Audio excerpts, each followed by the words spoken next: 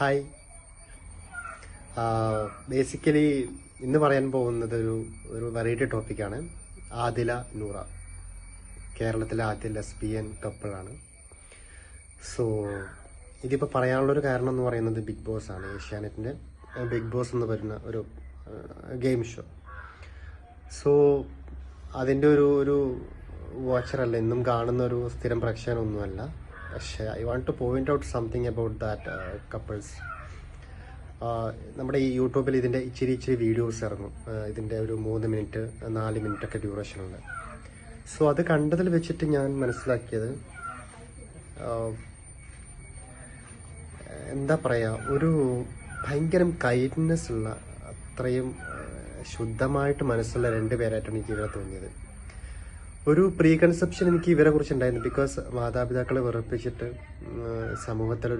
നമ്മൾ ഇതുവരെ പഴകിയ ഒരു തരം സ്റ്റീരിയോ ടൈപ്പ് റിലേഷൻഷിപ്പിനെയൊക്കെ ബ്രേക്ക് ചെയ്തുകൊണ്ട് ഒരു തരം റിലേഷൻഷിപ്പ് കൊണ്ടുപോകുന്ന ഒരാളോട് നമുക്ക് തോന്നാവുന്ന ഒരു ക്യൂരിയോസിറ്റി, ദെൻ കൺഫ്യൂഷൻ, നമ്മുടെ മോറൽ വാല്യൂസിലൂടെ നമ്മൾ പുലർത്തുന്ന ഒരു തരം അന്ധമായിട്ടുള്ളൊരു വിശ്വാസം ഉണ്ടല്ലോ, അതിനൊക്കെ ബ്രേക്ക് ചെയ്യുമ്പോൾ നമ്മൾക്ക് normally as a person, as a humanitarian, as a society, social peoples നമുക്കുണ്ടാവുന്ന കൺസേൺ ആണ് about this kind of relationship or like Adila Noora. പക്ഷേ ഈ ആദില പറഞ്ഞൊരു കാര്യമുണ്ട്. അവളുടെ കല്യാണ സമയത്ത് ആണിനോട് അട്രാക്ഷൻ തോന്നുന്നില്ല എന്ന് ഓപ്പണായിട്ട് അവളോട് ഉമ്മയോട് പറഞ്ഞു. ദെൻ ഇവരുടെ ഒരു റിലേഷൻ വീട്ടിൽ പിടിച്ച സമയത്ത് വീട്ടുകാർ പറഞ്ഞു, നിങ്ങളുടെ ഈ റിലേഷൻ മിനിമം ഒരു 3 വർഷം നീണ്ടുപോകുമെന്ന് നമുക്ക് നോക്കാം. അതായത് അത് കഴിഞ്ഞിട്ട് നിങ്ങൾ റിയലൈസ് ചെയ്യും this is what life, what is a fault about this kind of relationship.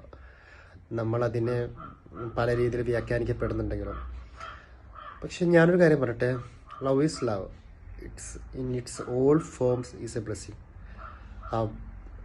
അവർ കടന്നു പോകുന്ന ഒരുതരം മെൻറ്റാലിറ്റി എന്താണെന്നോ അല്ലെങ്കിൽ അവരനുഭവിക്കുന്ന വേദന എന്താണെന്ന് നമുക്കറിയത്തില്ല. That's let them leave. അവരുടെ പാട്ടിന് വിടുക എന്നുള്ളതാണ്. ഈ ഒരു പ്രോഗ്രാമിന് ഞാൻ കണ്ട ഈ ബിഗ് ബോസിൻ്റെ കുറച്ച് വീഡിയോസേ കണ്ടിട്ടുള്ളൂ. പക്ഷേ അത്രയും കൈൻഡ്നെസ്സും അത്രയും സോഫ്റ്റ് കോർണറും ഇതൊക്കെയുള്ള 2 കുട്ടികളാണല്ലോ ഇവരെക്കുറിച്ചുള്ള ധാരണ മുഴുവൻ തെറ്റാണെന്ന് എനിക്ക് തോന്നി. എന്ന് വെച്ച് ഇതിൻ്റെ അർത്ഥം അത്തരം റിലേഷൻഷിപ്പ് സൊസൈറ്റിക്ക് നൽകുന്നത് ബാഡ് ഇമേജ് ആണോ എന്ന് ചോദിച്ചു കഴിഞ്ഞാൽ എനിക്ക് അറിഞ്ഞുകൂടാ. പക്ഷേ ഇഫ് എനി പേഴ്സൺ നമ്മൾ അവരെ ഒരു വിലയിരുത്തലിലേക്ക് കൊണ്ടുവരുന്നത്. നമ്മൾ ആരുമല്ല അവരെ വിലയിരുത്താനായിട്ട്. ഒരാൾ വളർന്നു വരുന്ന സിറ്റുവേഷൻ എന്താണെന്നോ, അവരുടെ ചൈൽഡ്ഹുഡ് അബ്യൂസോ, അവരുടെ ചൈൽഡ്ഹുഡോ, അവർ എന്തൊക്കെ ട്രിഗർ അനുഭവിച്ചിട്ടാണ് അവർ ഈ ഒരു ലെവലെത്തുന്നത് നമുക്കറിയത്തില്ല. So let them leave. അവരെ ജീവിക്കാൻ അനുവദിക്കുക. പിന്നെ എല്ലാത്തിനോടും ഒരു പ്രീ കൺസെപ്ഷൻ വെച്ച് പുറത്തായിരിക്കും. ഇപ്പം പഴയ പോലെയല്ല കാര്യങ്ങൾ. ലോകം മാറിക്കൊണ്ടിരിക്കുകയാണ്. The technology was expanding day by day. And അത്തരം ഒരു ഇതിലേക്ക് നമ്മുടെ സൊസൈറ്റി മാറിക്കൊണ്ടിരിക്കുമ്പോൾ ഇപ്പോൾ സൗദി അറേബ്യ പോലും മാറുന്നൊരു സമയമാണ്. പണ്ട് സിനിമ കാണുന്നത് ഹറാമായിരുന്നു അങ്ങനെയൊക്കെ പറയുന്നു. പക്ഷെ അതിനൊക്കെ ഒരു ഇറ്റ്സ് ആൻ ആർട്ട് ഫോം എന്നുള്ള രീതിയിൽ നമ്മൾ എടുക്കുമ്പോൾ ഇത്തരം സബ്ജക്റ്റും നമ്മളുടെ ഇതിലേക്ക് വരും.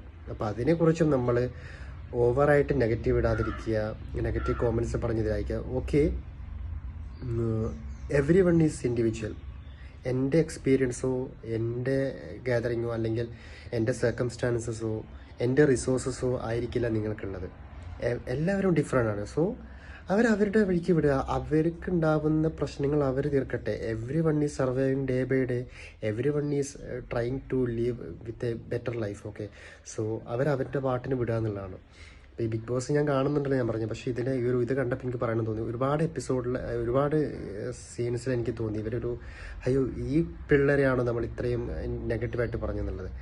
അവരെ വഴിക്ക് വിടുക എന്നുള്ളതാണ്. ദെൻ അറിഞ്ഞുകൂടാ. പിന്നെ ഞാനൊരു മുസ്ലിം വിശ്വാസിയാണ്. പക്ഷെ എന്നെ സംബന്ധിച്ച് എനിക്ക് അക്സെപ്റ്റ് ചെയ്യാൻ പറ്റത്തില്ല അവരെ. കാരണം ഞാൻ ഫോളോ ചെയ്യുന്ന അങ്ങനൊരു മതമായതുകൊണ്ടും എനിക്കറിയാം വാട്ട് ഈസ് റൈറ്റ്. പക്ഷെ അവരുടെ കാര്യത്തിൽ ഞാൻ ഇടപെടുന്നില്ല. അത് പടച്ചവനും അവരും ആയിക്കോട്ടെ.